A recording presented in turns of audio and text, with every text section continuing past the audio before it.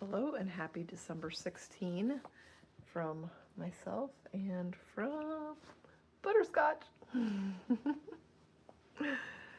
All right, this one is called Little Drummer Boy.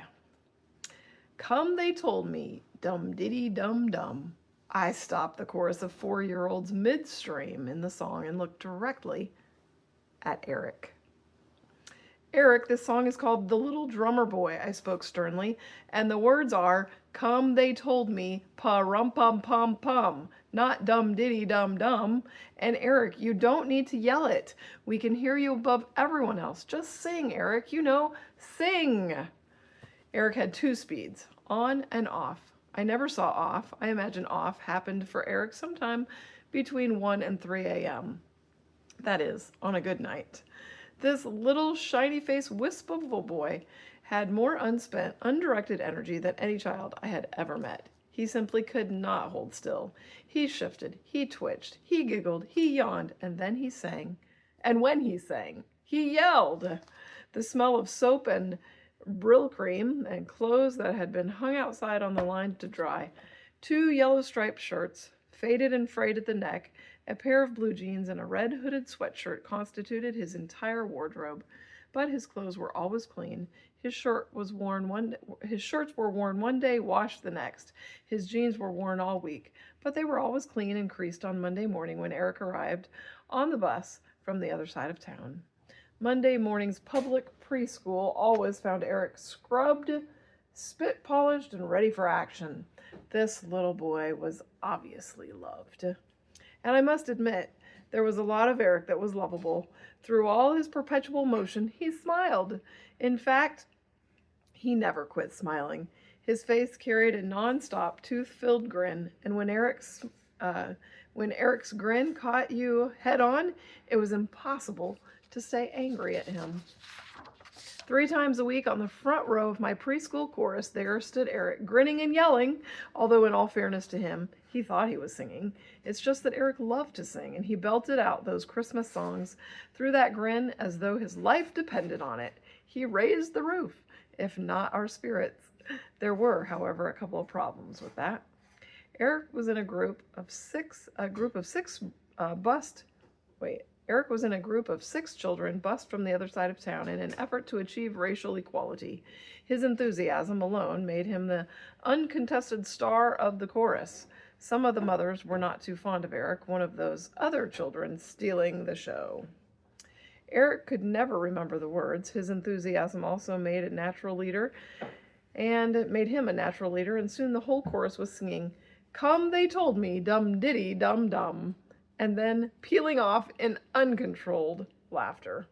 I was trying to work on both problems.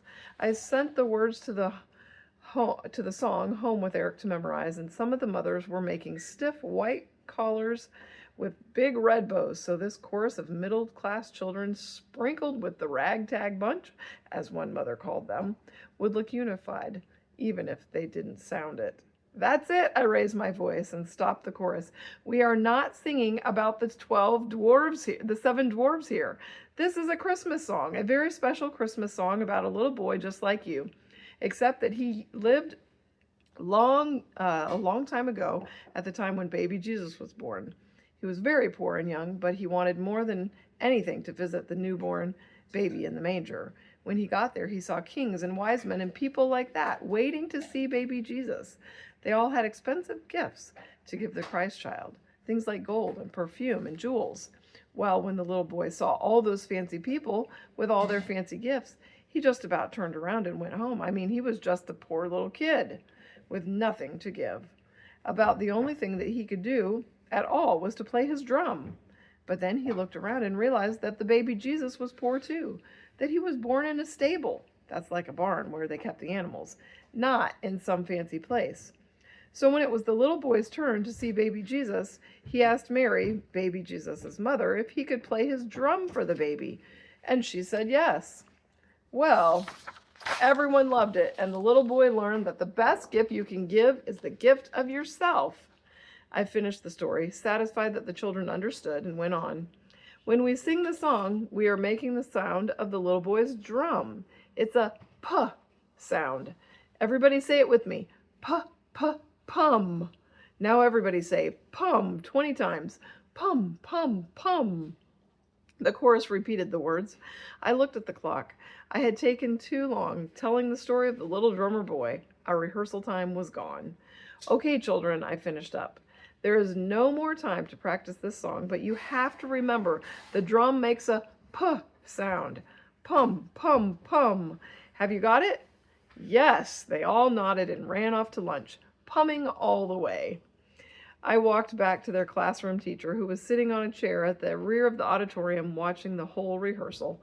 Tell me about Eric, I asked, and discouraged, sat down beside her. Well, there isn't a lot to tell, she said. As far as we know, he is an only child being raised by his grandmother. We've never met her. Eric told us she didn't want to come to this back to school night because she was afraid someone would find out that she couldn't read.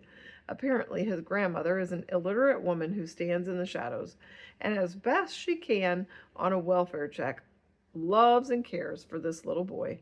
The teacher stood up. I better check on the children, she finished. Good luck, Debbie. Thanks for all your help with the chorus.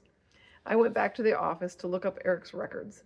He lived alone with his paternal grandmother. There was an address, but no phone number.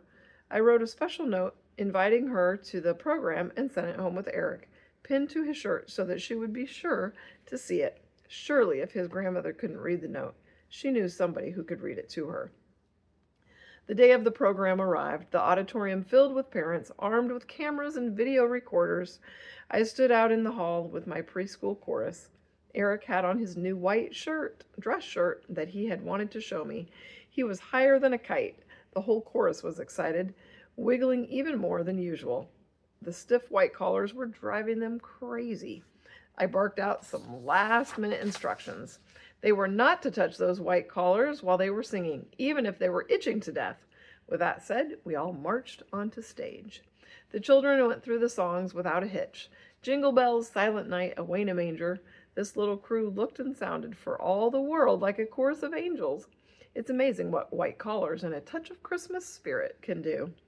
I turned the music on my stand to The Little Drummer Boy, signaled the pianist to begin, and made the pum sound with my lips to the children as the introduction was playing.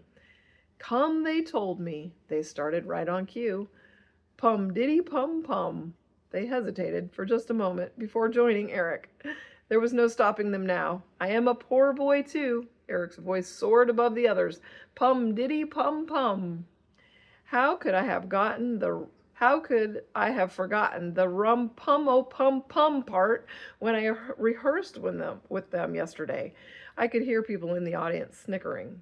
I think that should have said, how could they have forgotten the rum pum pum pum pum part when she practiced with them yesterday? Mary nodded, pum diddy pum pum. By now, there were only about 3 children singing with Eric. The noise from the audience had scared them all. What was I thinking? The song was way too hard for a group of 4-year-olds. The children were frozen and embarrassed, and so was I. We all wanted to crawl off stage, all except for Eric. The ox and the lambs kept time, he yelled. Pum diddy pum pum, and he grinned and continued. I played my best for him, pum diddy pum pum. By now, Eric was singing solo. I played my best for him. He didn't even notice that no one was singing. Pum diddy pum pum, diddy pum pum, diddy pum pum. Eric's pum ditties were bouncing all around the auditorium. The laughter in the audience was now uncontrollable. Finally, and I mean finally, the song ended, and a bunch of bewildered 4-year-olds bowed and got off the stage as fast as possible and totally out of order. Before I could get out of the school, the hallway was filled with parents, white collars, and children. Leading the pack was Eric, pulling a short, gray-haired woman by the hand. Mrs. Smoot, Eric made a beeline for me. Mrs. Smoot, this is my grandma. He dragged her up to my side and grinned. She rode the bus all the way here to see the program. He was obviously pleased she had made the trip. She wants to tell you thanks, he continued in his yelling Eric voice. I turned to his grandmother and started to speak. Well, I'm very happy to meet you. Eric is... There was a vacant stare in her bright eyes. I noticed large hearing aids in both ears. She smiled, obviously confused. She says she's happy to meet you too, Eric blurted out. He was acting as a translator for his grandmother, whom I now realized was almost totally deaf. Boy, isn't Christmas great, Mrs. Smoot, Eric said. Sorry I sang so loud, Mrs. Smoot, but that little drummer boy is such a great story. I wanted my grandma to hear it. Eric's grandmother could not hear a word we were saying, but standing there silently in a purple flowered dress, she could see Eric's excitement and his love of the music. She looked at me for a moment, her eyes tear-filled, and spontaneously reached up to hug me. Thank you, she whispered. Oh, no, thank you, I said back as I looked into her eyes. Thank you for Eric. I embraced her again. She then tenderly removed Eric's stiff white collar, handed it to me, took her little grandson's hand, and together I watched them walk down the hall, Eric bouncing at her side and singing Pum-Diddy-Pum-Pum all the way out the door. I never heard the song about the little drummer boy at Christmas without I never hear the song about the little drummer boy at Christmas without remembering Eric and his gift to his grandmother, and without remembering the look in his grandmother's eyes as she took Eric's hand, her gift of unconditional love to him. I never read the little drummer boy. I never read the little drummer boy without recalling the miracle that must have happened that night in the manger of God's greatest Christmas gift of all, his love. And every time I have the chance to sing this beloved carol as part of a church or community choir, though I don't sing it out loud, in my heart the words will always be, Pum-Diddy-Pum-Pum. What a cute story. There you have it. Next time you sing The Little Drummer Boy, you can sing Pum-Diddy-Pum-Pum.